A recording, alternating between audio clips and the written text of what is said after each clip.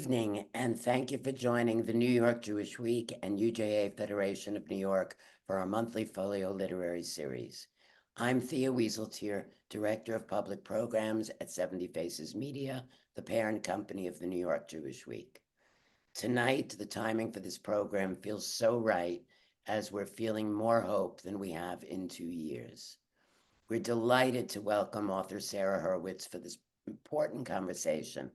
As a former speechwriter for both former President Obama and First Lady Michelle Obama, we've heard Sarah's unique ability to bridge history, personal reflection, and contemporary relevance.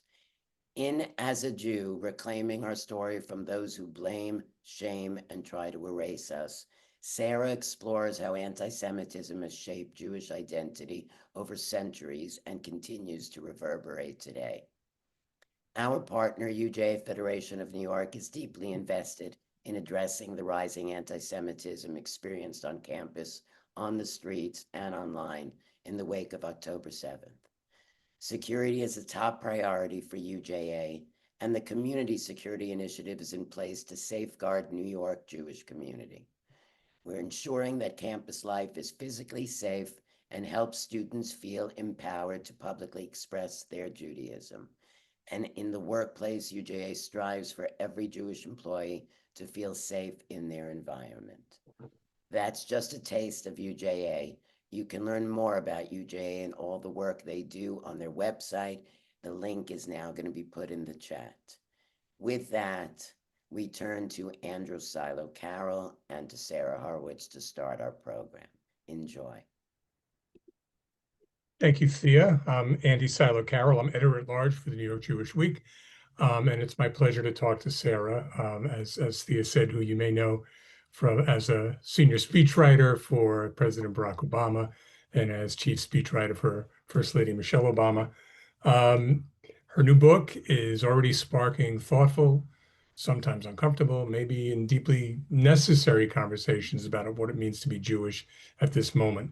And as we know, this moment is particularly momentous, maybe we could say. We have a peace deal in the works after slightly more than 2 years of war. So some of the questions that Sarah is asking about Jewish identity could not be more timely. I want to start the conversation by welcoming Sarah and asking a question, which is, you wrote a book. Your previous book was called Here All Along, and it was about a return to Jewish learning. What hadn't you said in that first book that you felt compelled to say now? And how does it extend or challenge the earlier journey that I think a lot of us enjoyed a lot? Oh, well, thank you. First of all, Andy, thank you so much for being here and being in conversation. And to Thea and everyone at 70 Faces and UJA, I'm so grateful to all of you for hosting this event. You know, this second book, it's very different from my first. You know, my first was quite very much a love letter to Jewish tradition, and this book is much more of a polemic. And I think, you know, that first book really reflected me at the age of 36, kind of rediscovering Jewish tradition, having grown up with the kind of, you know, the 4 holidays, couple of boring services, you know, yay, social justice, the Holocaust, kind of this very thin kind of Jewish identity.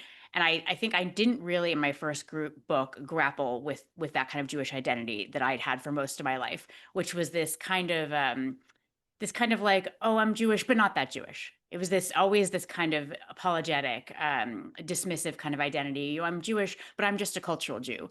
Which, by the way, if you are a cultural Jew, if you connect to Judaism through history, thought, language, music, art, food, like that's beautiful. What a great way to be a Jew.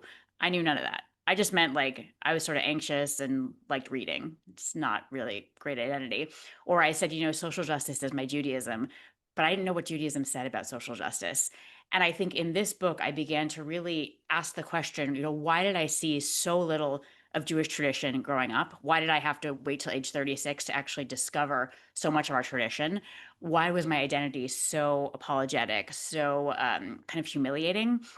And also, you know, having grown up in a Christian country, how much of my approach to Judaism was really through a Christian lens? You know, I think really having started to kind of look carefully at this tradition, I realized how many Christian ideas, language, you know, words, values I was applying to Jewish tradition. And that's sort of like having keys that you think are universal, but really are just keys to one tradition, and they do not unlock Judaism. So I think this book really dives into those questions at a time of rising anti-Semitism, where Jews need to start thinking about these things. What does it mean to be apologetic? Can you just one example of the ways you found yourself, you know, using a a Christian justification for, for Judaism or apologizing for who you were as a Well, I Jew? mean, I think I certainly believed all those old canards about how, Christianity is a religion of love, but Judaism is really a religion of law. And I Mm. really did buy that. Like, this is kind of this weedy, legalistic, nitpicky tradition with this angry, vengeful God. I mean, that is just classic Christian anti-Judaism that, you Mm. can see for 2000 years. And I absolutely believed it, hook, line, and sinker. I repeated that kind of thing. Even things that weren't necessarily anti-Semitic, but, I always used to think that spirituality was our bodies and this world are carnal, degraded, inferior, kind of gross. And the goal is to transcend them for a spirit world. We have a soul that is immaterial, incorporeal, that is superior. And there's this body soul dichotomy. That is not a central Jewish idea at all. That is not what Jewish spirituality is. If you read the Torah, our core sacred text, you're going to find a great deal about our bodies, but how we treat them, about really contemplating that they are themselves quite sacred. So I think that I really misunderstood basic ideas about basic Jewish thinking about our bodies, about what is Jewish law? Is it really weedy, legalistic, violent, vengeful? The answer is no. So I noticed there's a phrase appears at least once in your book, and I think more than once, which is take back the Jewish story. So I'm going to ask it in two ways. One, what does it mean to take back the Jewish story, and who are we taking it back from? Yeah. So I think that, our story has often been told by others, and you actually see this in that, there is this very old story about Jewish power, depravity, and conspiracy that is quite old. And you don't learn about this in school, right? Many of us learn about anti-Semitism through Holocaust education, where we're told that, okay, the Germans lost World War I, blame the Jews. There was a depression, they blamed the Jews, they killed them. Why? Because of prejudice and scapegoating. And you're like, okay, sounds good. Then it's like, wait, but why the Jews? They're like prejudice and scapegoating. It's like, okay, doesn't answer the question, does it? The answer to that question is because of 2000 years of Christian anti-Judaism, which paved for the way for the thinking that led to the Holocaust. That's actually the answer of that question, which I wouldn't advise trying to teach that in an American public school today. It's probably not going to go great for you. But that story, it's a very old story of Jews as powerful, diabolically and preternaturally powerful, as incredibly depraved, and as in a conspiracy to harm people. You see it in the core story about, a group of Jews, a group of very powerful, depraved Jews conspired to kill Jesus. And you see these themes winding their way through history. And they actually, I think really, there is pagan anti-Semitism, certainly pre-Christianity, but Christianity theologizes these themes. They wind their way through history. In the modern world, they make it to the Muslim world through colonization, where they meet ideas of Jews as second-class citizens, as inferior, as sort of weak and pathetic. But now suddenly Jews are beginning to be understood as powerful, as threatening, as dangerous, ideas that make their way into Islamism, unfortunately. You then see the Soviets beginning to adopt this idea of these powerful, depraved Zionists who are in a conspiracy to harm us.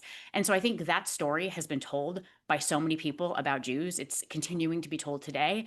And that is the story that I want to certainly do away with. And I want to replace it with our actual story, which is told through our texts. And that actually involves having a sense of what these texts say. It involves knowing Jewish history, Jewish traditions that you can embrace it, so that we can tell the story through Jewish texts and traditions, not through the canards others spread about us. You use a phrase, I don't know if I've seen it elsewhere, text line, Mhm. Textline. Explain to me your use of that phrase and how it just Yeah. differs from text.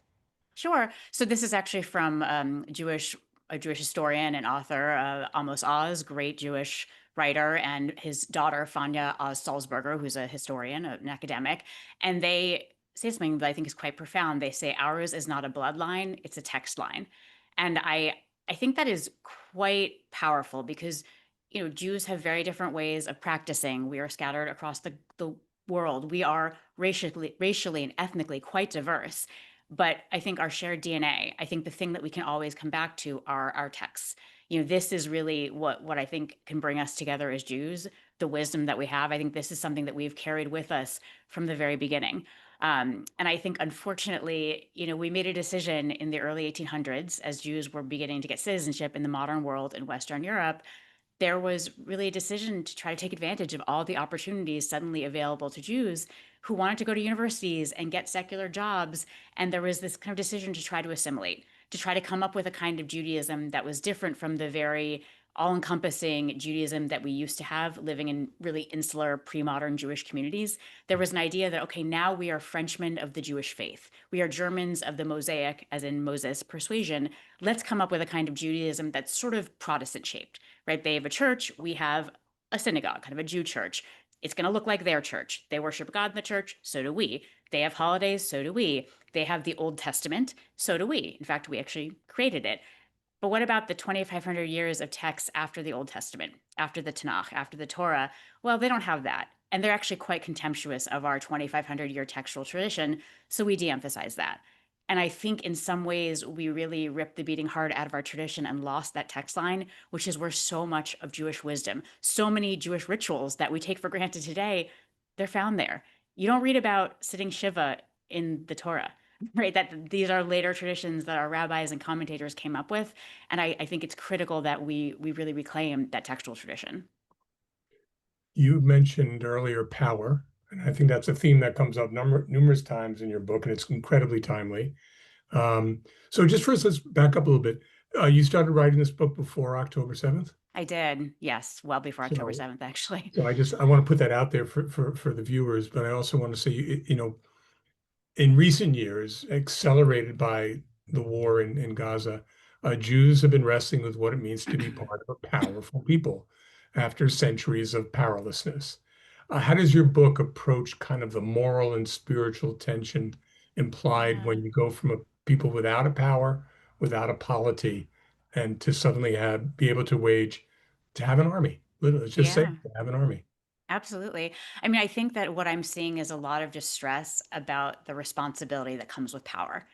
For 2,000 years, Jews were history's powerless and thus blameless victims. When you have no power, no agency, you're innocent, right? You're blameless. The problem with that experiment in Jewish statelessness was that it involved us being slaughtered by the millions. And I see people kind of yearning for that innocence, yearning for this very idealized notion that we had these beautiful cultures and these lovely communities. And we did. We did. We had beautiful, thriving communities in many ways. And we were also slaughtered by the millions. And I think there are some who seem to think that those millions of dead Jews are worth the price of those beautiful cultures. And I disagree. I really strongly disagree with that. I think that, I look back on the 20th century and I see obviously the Holocaust, which we all know about, but then there are the 850,000 Jews who lived in Muslim lands who had to flee brutal persecution. 650,000 went to Israel. I see the 2 million Russian Jews who were persecuted, 1 million to Israel. I see 100,000 Ethiopian Jews who were persecuted to Israel.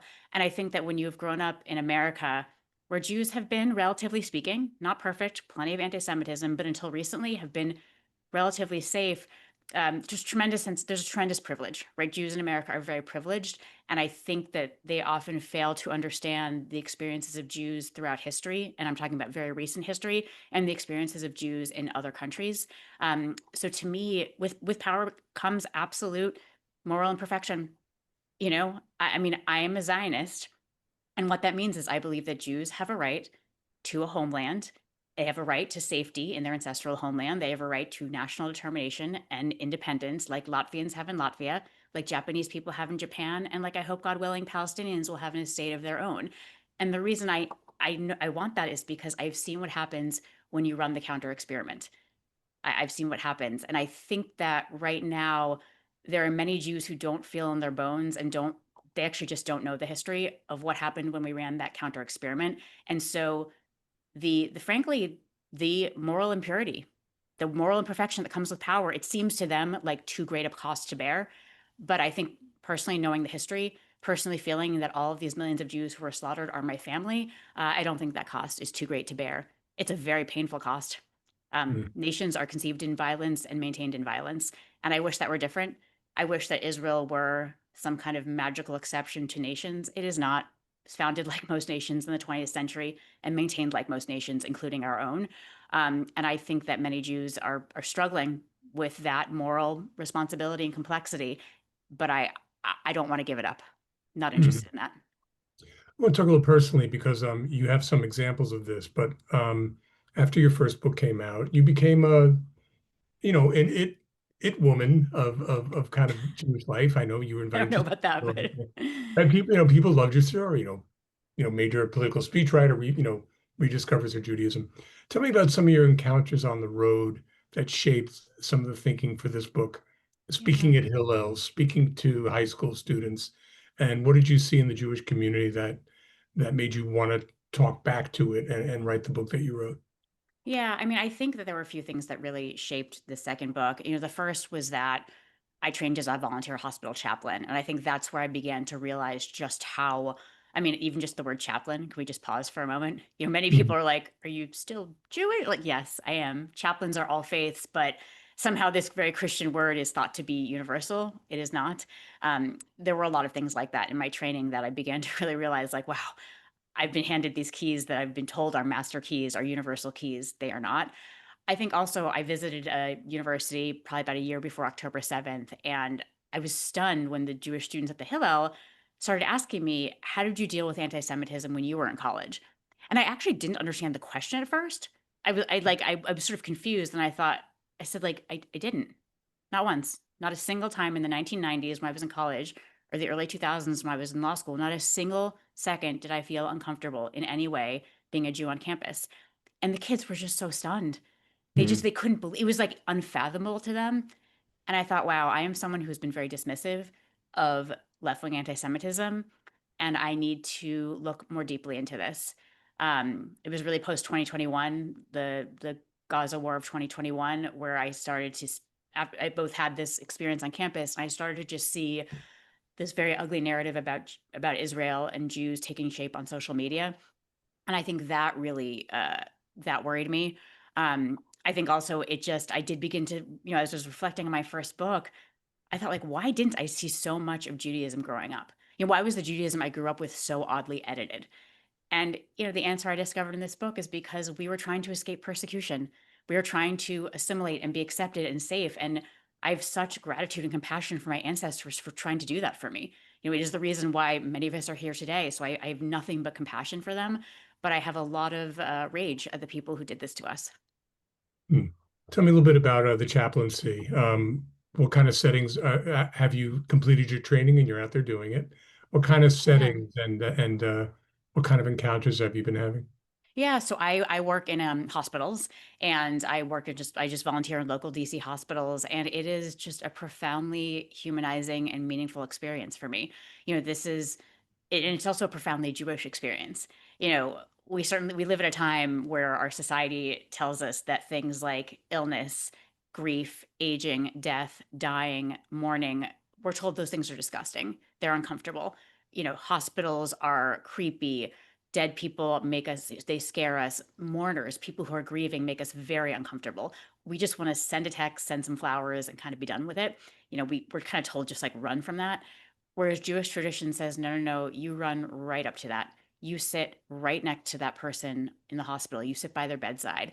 That mourner, you sit in that shiva with them and you are present physically with them at that moment. That dead body, you lovingly wash and dress and bathe and prepare it for death. And to me, what Jewish tradition is saying that is that in these thin spaces where the boundaries between life and death and heaven and earth thin out, that is where we are called to be because those spaces are so disorienting. And people need to be held in those spaces by a loving community. They need to be accompanied. And I think that's something that we've lost in our very modern, hyper individualistic, hyper narcissistic society. And Judaism says, no, no, this needs to be done in community. And actually, it's not about you and your comfort. Get over yourself. You get to that shiva, you get to that bedside, and you be present. You be lovingly there for that person. And I find it very profound to be by someone's hospital bedside and just to acknowledge what's really happening. I think a lot of times people's families just cannot acknowledge that they're dying. And so people don't get to talk about dying. And so I'll say to them, you're dying right now. What is that like for you? What are you most worried about? How do you feel? It's like, tell me, there's nothing unspeakable here. And I think it provides a lot of relief. for people. Hmm. So that's one thread in your book and how it influenced the writing. Again, maybe halfway, 2 years ago, the Gaza war breaks out. Hundreds, thousands, 1,000 and more Israelis and others are slaughtered. Um, Tell me about how the war in Gaza, the attacks of October 7th, and the way it's fractured Jewish communities, because I think that's an important aspect of this too. How did it influence your writing about some of the themes of your book, peoplehood, empathy, responsibility?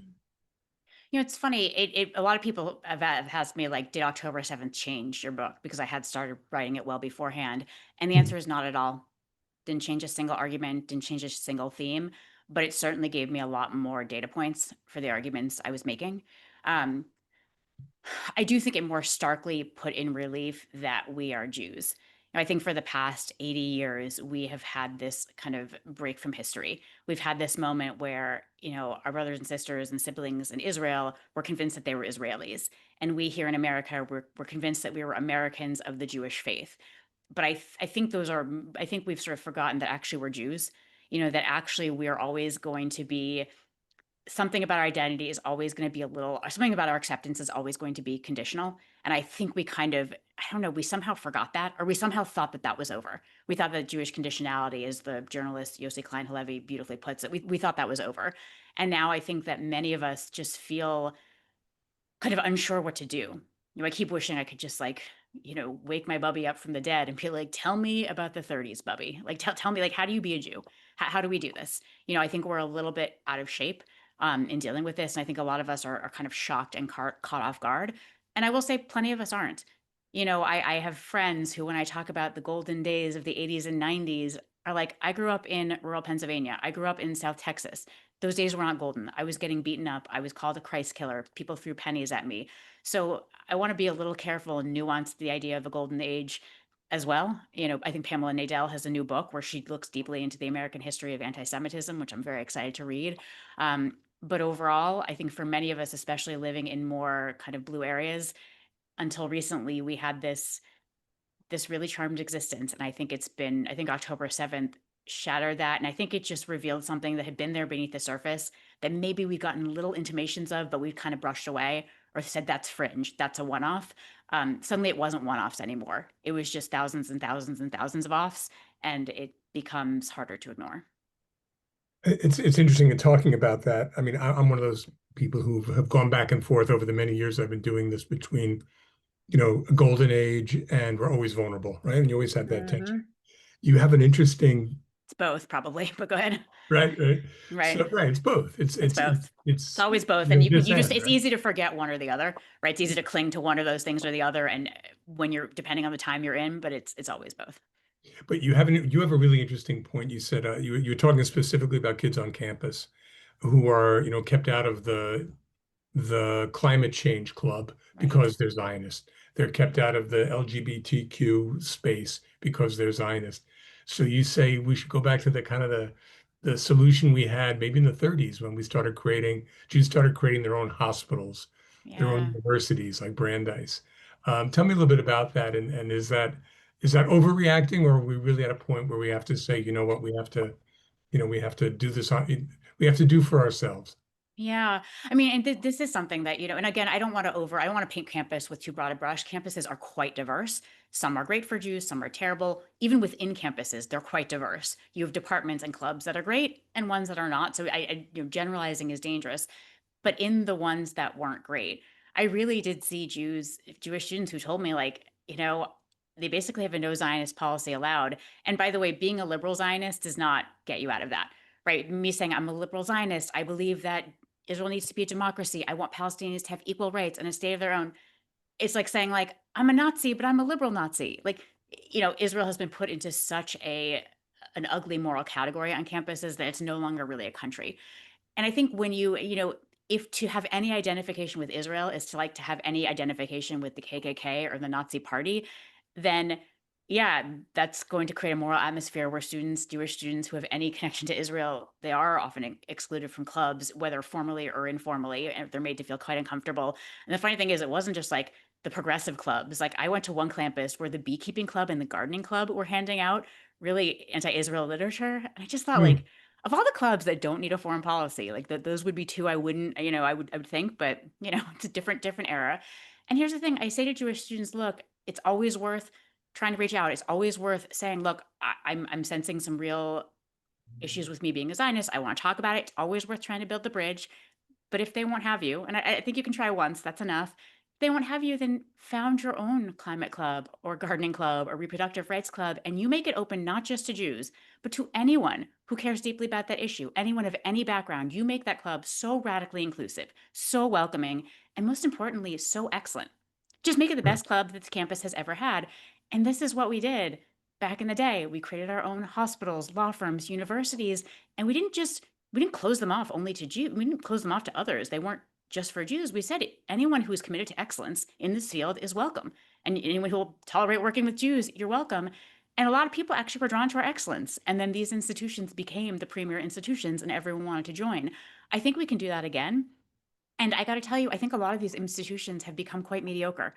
And I think that it's exciting to think about Jews along with anyone else who is willing to join us disrupting them. I think there's something exciting about that. And so I don't, I know it is so hard to be on campus right now. It is so hard to be in these organizations and workplaces right now. But, I look at Allie Corman, who was the head of the DC Abortion Fund until she was kicked out for being ostensibly a Zionist, although she was actually never public about her views on Israel. She started the Red Tent. It's an abortion fund that works on abortion through a Jewish lens, and it funds abortion for people of all backgrounds, not just for Jews, for people of all backgrounds. And they will work with anyone who will work with Jews. And it's a great organization. We can do this again. So thank you for that. I just want to remind the audience, if you would like to ask a question of Sarah, you drop them in the Q&A, not in the chat. If you have I think the only thing available to you is the Q&A. We'll get to them as many as we can if I don't ask them first, right? So they'll be there. Some people have already asking questions. I'll get to them shortly. I have a similar story to yours in which I grew up, but I like that word thin Jewish background. Very rich culturally, very rich socially, but kind of thin in the text line, as you described it. But I have a very different experience maybe because I'm a male. And I'm just curious, have you thought about, and do you address in your book some of the politics of gender that you've encountered? Is this a tradition that you feel is equally open to everybody? Have you hit any walls and places you want to join or things you want to learn? Not a single one. I operate in the liberal Jewish world, and there's nothing that's closed off to me as a woman.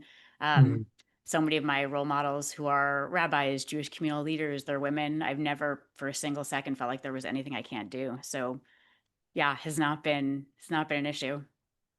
That's great to hear. That's great to Yeah. hear. Another direction is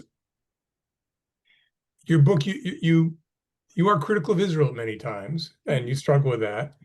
And you kind of you chart out what I always call the very lonely place where of kind of liberal Zionist, which is the liberals think you're too Zionist and the Zionists think you're too liberal.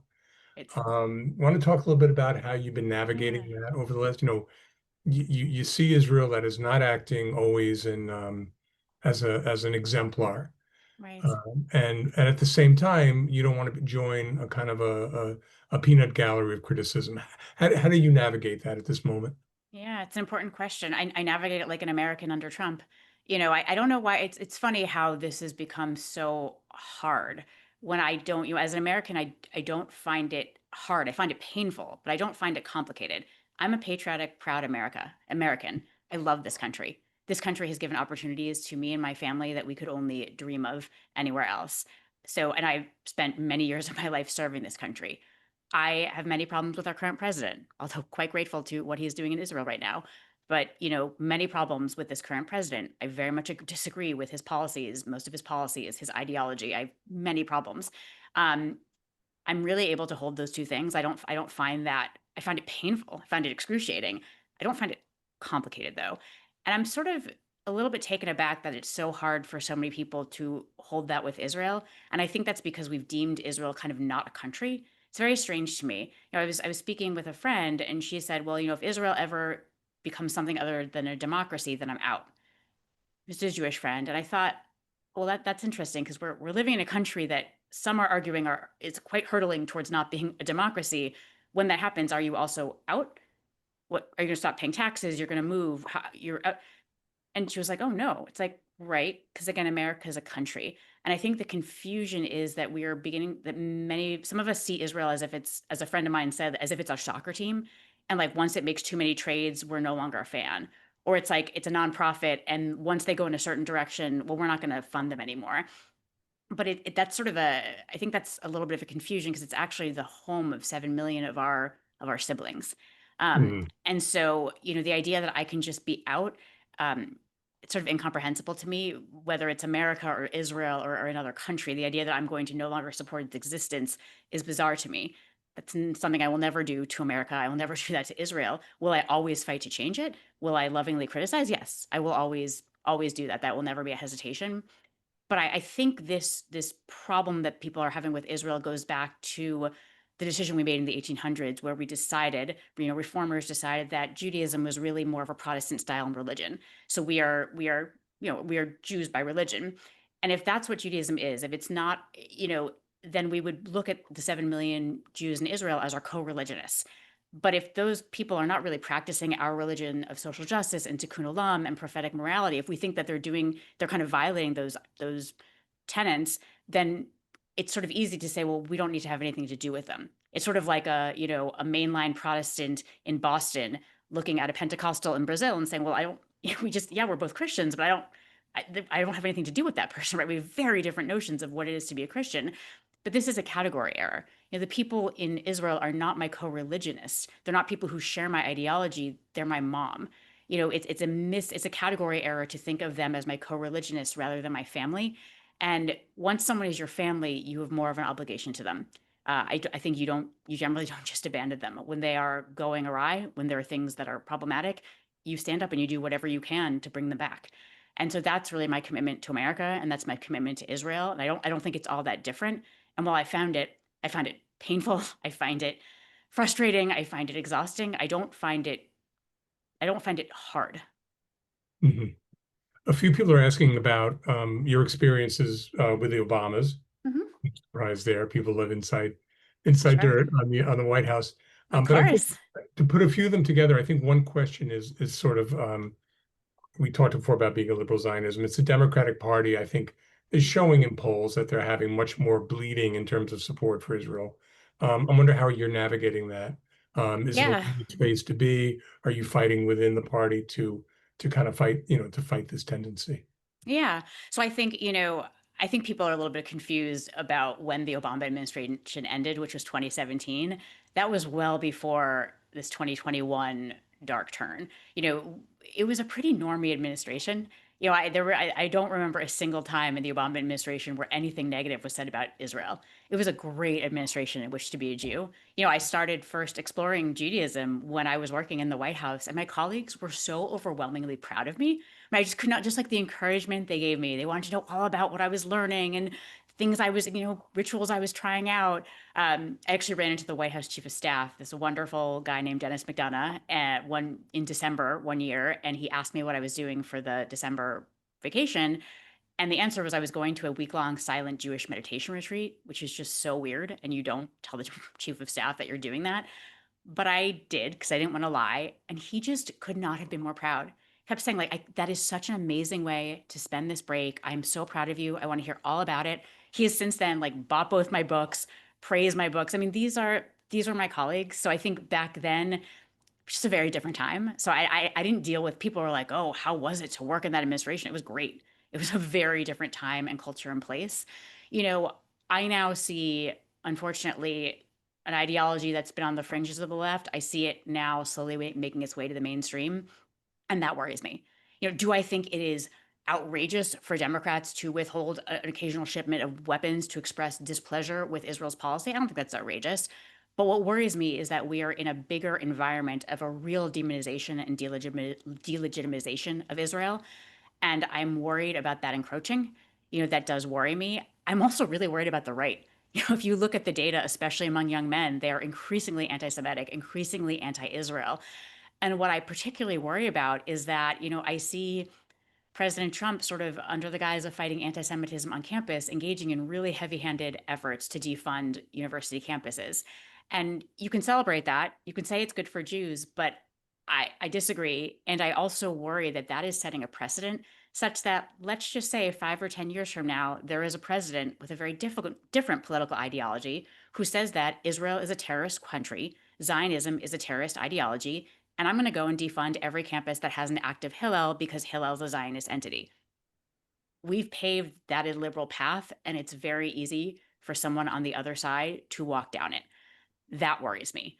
I worry about the obsession on the left with Israel, about this idea that like Jews are racist, colonialist, genocidal. I mean, it is really ugly.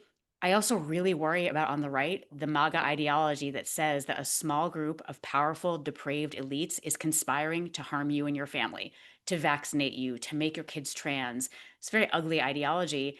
That is the very structure of anti-Semitism. A small group of powerful, depraved elites is conspiring to harm you. A small group of powerful, depraved Jews conspired to kill Jesus. You can see this again and again and again throughout history. And the leap between elites and Jews is about a centimeter. And Tucker Carlson's made the leap. He's got millions of followers. A lot of other people are making the leap. So I understand the impulse that so many people have to say it's those people over there. But as my friend Dara Horn, the author of the brilliant People Love Dead Jews, as she said, if you think that there are sides here, you're very confused. There are no sides here. There's one thing. There's one conception of Jews as powerful, depraved, elite, in a conspiracy to harm us. And it's just manifesting across the political spectrum. And that very much scares me.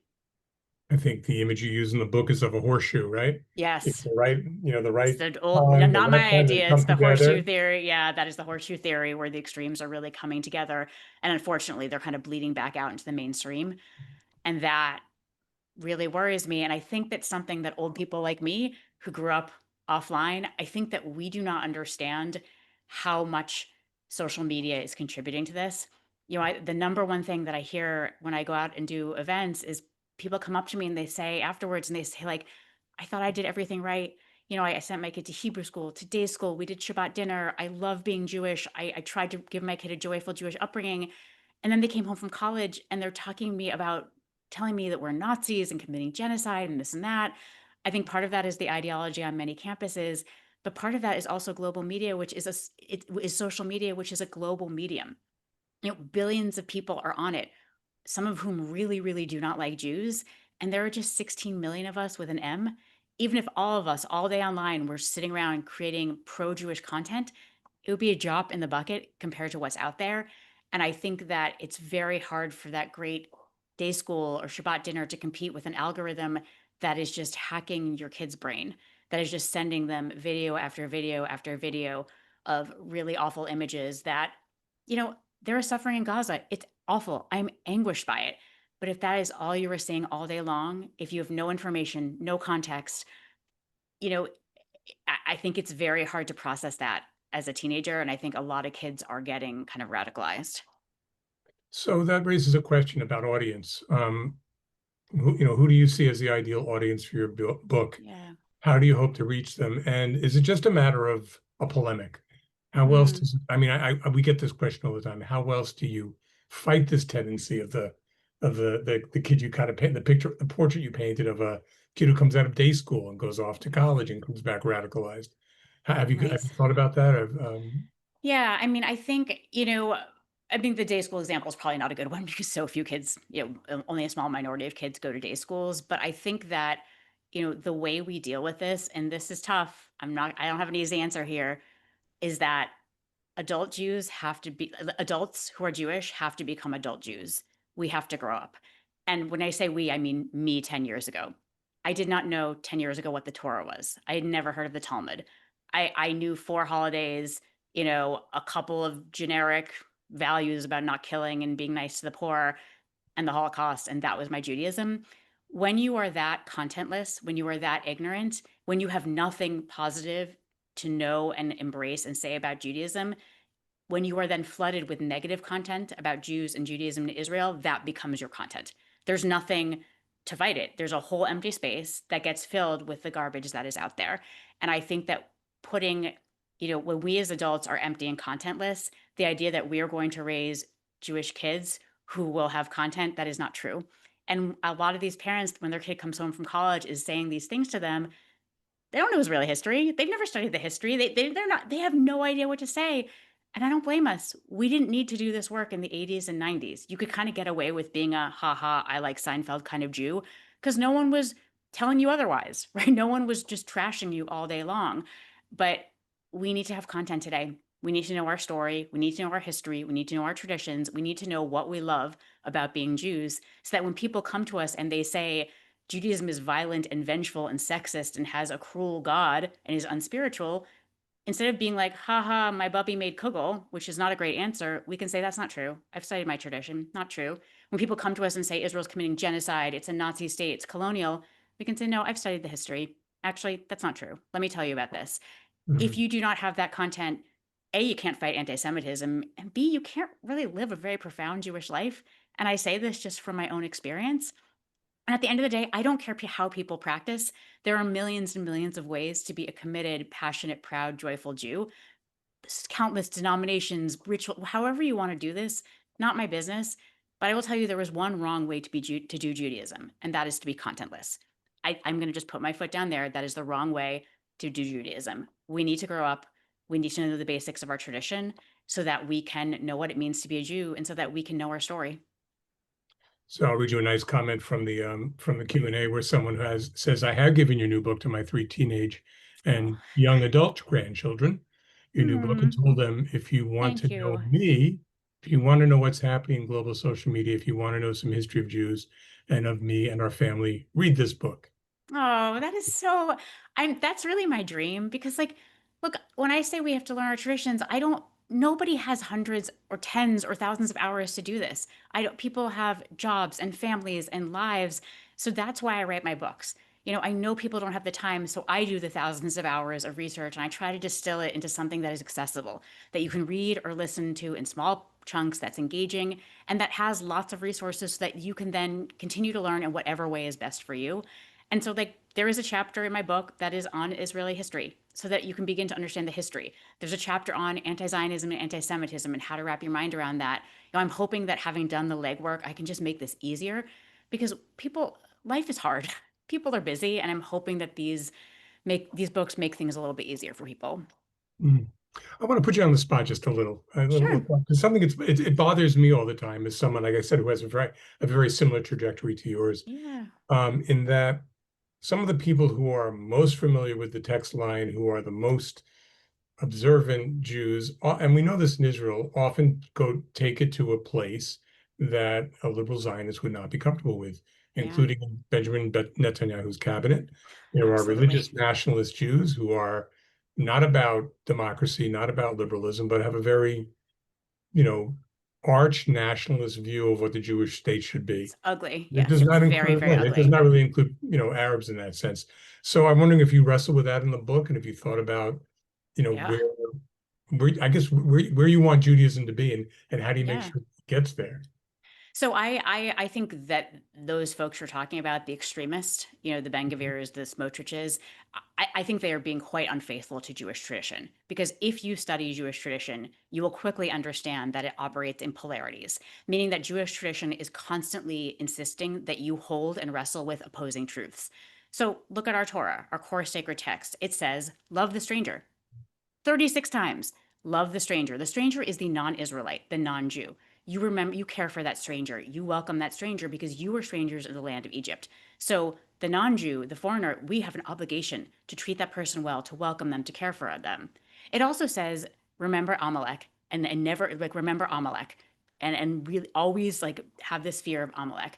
The Amalekites were an enemy tribe who attacked the Israelites from the back of the tribe, which is where the most vulnerable members are, the people who are kind of struggling to keep up, children, elderly people, sick people. And there's a particular abhorrence of someone who attacks the vulnerable. So we're being told two totally opposing truths: be open hearted, be compassionate, be welcoming to strangers. But remember that some of them want to kill you. So be wary. Compassion, open heartedness, but don't be naive. Be wary. We have to hold both of those things. And I think what you find with extremists on both the right and the left, is they cling to just one of those poles and scream it out and claim that the other pole is the wrong side of history, is not Jewish, is not tradition. That's a lie. Those Mhm. polls are both tradition. And so, for me, and I don't think I'm not saying, I'm not saying I want Judaism to be like this. I'm making quite a normative statement. Judaism is about holding and wrestling with these opposing truths. The old idea, the old Hasidic saying that, everyone should have two pieces of paper in their pocket. One that says, I am but dust and ashes, total humility. One that says the world was created for me, total self-esteem. If you hold just one of those poles, that's going to go really badly. Jewish tradition demands that we hold both. And so I think I would like to see us be more faithful to Jewish tradition by doing that rather than by clinging to one extreme and denouncing the other. Mhm. Someone else asked about, you write about the covenantal idea that Jews are responsible for one another. Yeah. What does that mean when we deeply disagree about what justice looks like? Which is maybe a Yeah. corollary to the question we just discussed. Yeah. I mean, I think it's about the ethic of family. And I think that's a tough one because this ethic is being very rapidly degraded in our society. There's really this idea that, I'm seeing this in sort of modern psychology where like if your family it's not like it's like if your family sort of impedes your wellness, annoys you, stresses you out, like boundaries, estrangement, push them away. Of course, in cases of abuse, that is absolutely appropriate. No one ever should tolerate abuse, period. But I think we're now at a point where it's kind of getting to be more and more discomfort, where we're kind of making boundaries, pushing people away. And, you know, Jews are a family. And so, racist Uncle Bernie gets to come to Seder. And I don't like what Bernie says. This is made up. It's not my family. But I don't like his ideology. I don't like how he speaks. But he's my family and he's gonna come to Seder. And I'm gonna let him know in no uncertain terms that what he's saying is problematic. And that is the Jewish idea of tochacha, rebuke, right? When you see a member of your family sinning, you are supposed to take them aside and lovingly, respectfully, and privately, in a way that doesn't humiliate them as well, you're supposed to explain to them that they're sinning, why that's a problem. You're supposed to actually help them. And so I think that, we need to, and it's hard. It's really hard. Sometimes people don't want to be rebuked. Doesn't always work. But I think we need to do the best we can to be at the table with our family. And look, there are members of our family who aren't safe, right? If Uncle Bernie is a murderer, he doesn't get to come to Seder, okay, obviously. So there are lines. But I worry a little bit that sometimes the lines we're drawing them a little too narrowly. I think that we should always try as much as possible to keep people at the Seder table. And to the point where they get to be unsafe, where they get to actually threaten our safety at this table, okay, that's a little bit different. But it's challenging. I really feel for whoever it is asked this question because it's something that I very much struggle. I struggle with myself. It's a really tough line. Mhm. Someone else asked, does your book have a bibliography for young adults to increase their Jewish knowledge? So I'll add, that's a yes or no question, but maybe I'll add to that. Are there a couple of volumes, a couple of books you turn to over and over again and said, that if you wanted to Mm, press one into the hands, in addition to yeah, your two books, what's the yeah. next book you would give people? Yeah.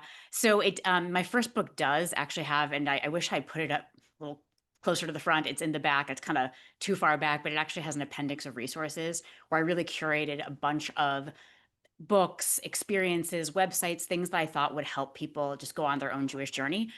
So that's definitely my first book. I didn't do that in my second book. There are extensive endnotes, so you can see all of my sources and you know exactly where the data came from. It didn't quite work as well for my second book to do that. In terms of the books that I come back to, I mean, Rabbi Jonathan Sacks' Letter in the Scroll, I just think is extraordinary, as are basically everything he wrote. I wish he were with us now. I think he would have a lot to say that would be helpful at this moment. Um, I love Alan Liu's books, especially we've just gone through, the Hagim, the High Holidays, and I love, This Is Real and You Are Totally Unprepared. I mean, that is just a stunning, stunning book. I come back to that one year after year. I also have such respect for Rabbi Joseph Teleschkin. What he has done with his books like Jewish Literacy, with his 2-volume set of series on Jewish ethics, he's distilled a tremendous amount of text into really accessible, engaging laws, stories, just ways that you can say, okay, I want to learn about what Judaism says about lying. Just a little topic I want to learn about. You can go to this volume of ethics and you can just sit down and he's really distilled a lot of Jewish wisdom in an accessible way. And I just love it's very hard to do that. As someone who's been trying to do that with my own books, it's very hard. And I think he does it really well. So I have a lot of gratitude for his work. Oh, that's great. And some people are curious about your as much as you want to share your Jewish life Sure. now. And I'll Yeah. ask in a way, instead of like interrogating you on where do you go to shul, where do you daven, what do you enjoy? Yeah. What are the high points of your Jewish year? Oh, I love that question. For me, I really connected Judaism through study. And that doesn't just mean wrestling with texts. It means listening to lectures, talking to people who have interesting Jewish ideas. There's so many ways to study. I think we've kind of narrowed it down to this image of the yeshiva and this text. Like there are a million ways to learn and study about Judaism. So I really want to open that up. I'm starting a rabbinic program in January at the Hartman Institute, which I'm very excited about. And so just doing the preparatory classes for that has been such a joy. So wait, Trying. let's back up here. We're Uh, studying to become a rabbi? yes, I will not be a congregational rabbi. I'm going to continue, God willing, to write books. But it's an incredible opportunity that they've given me to really learn the tradition a lot more systemically and with great teachers all along the way. And I just love Hartman. I think they are the gold standard, and I'm just so grateful to be part of this program. So for me, I think I connect very much through study, through Jewish wisdom. So I think that's a big part of my Jewish life today is that work. I'm also I'm mainly just traveling to communities these days, and that to me is such a joy. I mean, it is such a joy to engage with communities across the country and just to hear what's on people's minds, to see people's resilience and hard work, and to see just the commitment that so many people have to Jewish life, to see the gorgeous programs they're creating, the events, the rituals. It is incredibly inspiring. Like I think like just if you're feeling pessimistic, a great antidote is to actually visit Jewish communities because you will be lifted up. Okay. I just want to respond one comment. Just that's a Yeah. beautiful answer. Thank you. Someone was concerned that we were stereotyping the observant before as right wing and anti-liberal. We Which didn't is mean not to true. do that. Nope. I I was definitely was not doing that. I was talking about a very specific type of ideology, which is not. right, I actually don't even know. I actually don't know what the religious observance of those folks are. I just know right, the right, liberal right. But no, but ideology. you mentioned specific people. You weren't talking Yeah. about. No. We weren't talking about either the Orthodox observant as a class. So No. I just wanted to Absolutely clear not. that. Absolutely not. Someone else also asked. Oh, this is a question about reception. Hmm. First book, someone says, how are you being received at bookstores, Yeah. having written a Jewish book in this time and place? A great question. I only do events in Jewish institutions with a very small number of exceptions. So I haven't been in any bookstores. Um, I'm not really interested in going to bookstores. I want to go to places that have, frankly, good security and that it'll be more than 20 people. Those tend to be very small events at bookstores. So I have no idea. I will say I've been surprised at how little pushback I've gotten in my book because I thought this was a pretty edgy book. I think my first book was pretty soft. It's like, yay, Judaism, like let me share this love letter with you. The second book is an argument. It's a polemic, and I was worried that I would get real pushback, like real criticism, real kind of anger. And I could just say from the Jewish world, I've had Jewish leaders who are more on the right wing side of the spectrum politically, and who like it, and leaders who are on the left wing part of the spectrum who like it. I've had folks more on the reform part of the spectrum who like it, and folks more on the Orthodox side who like it. So I've actually been surprised, and I've sort of pushed back a little, like you should, there's stuff I've written that you disagree with. Like I know there is on both sides. And I think what I've gotten back is yes, that's true, but I see your compassion. I see that you're really wrestling with the other side. I see that you're saying that you're really trying to put yourself in my shoes, who disagree with you.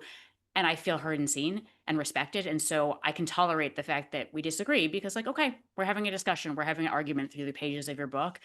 And that to me is a relief because I didn't I have strong opinions, but I wanted them conveyed in a way that was respectful and that was loving and that could be heard. And so far, at least, I don't know I'm not on social media, so maybe people are just trashing it left and right on social media. I don't know. Maybe people are sitting around Shabbat tables just excoriating me in the book, but I haven't really experienced that, and I'm grateful so far. We'll see though. Plenty of time to get myself canceled. There's always plenty of time to get Always canceled. plenty of time for that.